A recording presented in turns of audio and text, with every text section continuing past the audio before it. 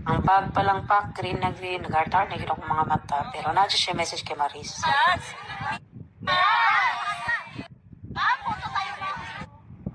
Sumauli ni si mga Harlika. Di na dyan siya mo porma, pak na pak kaayo, as in, shades pa lang, na uli na lang tangtanan. Sobra ka supporter sa mga Duterte, pero US based na siya. Diba? Ang bag palang pak, green na green, nag-artar na yun akong mga mata. Pero na siya message kay Maris. Hindi kami ni Mama Riz sumali. Huwag na kayo mga away. Isang lahi tayo. Alam ko mapusok tayo.